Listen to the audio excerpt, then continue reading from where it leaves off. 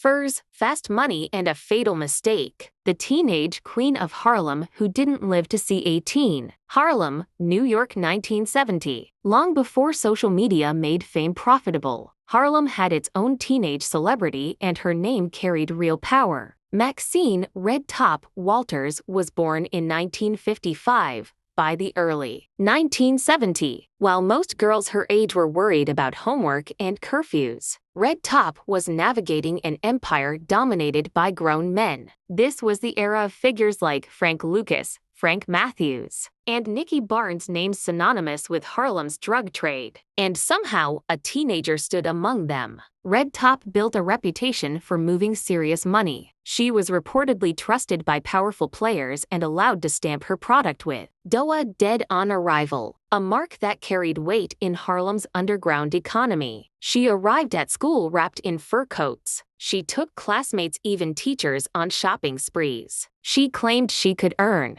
$300,000 in a single month. Her beauty, confidence, and fearlessness made her unforgettable. She was linked to well-known street figures like West Indian Chuck, Stevie Baker, and Cisco Kid. Her presence reportedly fueled tension between prominent names, such as Pee Wee Kirkland and Freddie Myers. In a world built on dominance and reputation, Red Top was both admired and resented. But power in that era came with a price. In 1972, at just 17 years old, Maxine "Red Top" Walters was shot and killed. Reports say she was accidentally struck by gunfire from a bodyguard, known as Black Sunday, allegedly during a botched attempt on someone else, an incident tied to the circle of Nicky Barnes. She was 17. After her death, her family reportedly discovered $4 million hidden inside one of her Riverdale condominiums. She owned 2 Cadillacs, one black on black, the other white with red interiors, symbols of a lifestyle most adults never touch. Her funeral drew major figures from Harlem's street world. At the request of Barnes, entertainer Sammy Davis Jr.'b performed a surreal farewell for a teenager whose life burned fast and bright. Red Top was a child moving through an adult battlefield, a young woman navigating a male-dominated empire with boldness that made her legendary and tragically exposed. How does a 17-year-old rise to that level of influence in one of New York's most dangerous eras? And what does it say about the environment that allowed a teenager to build an empire, only to lose her life before adulthood? Maxine "Red Top" Walters remains one of Harlem's most talked about figures, not just because of the money or the furs, but because her story is a haunting reminder of how quickly power and youth can collide.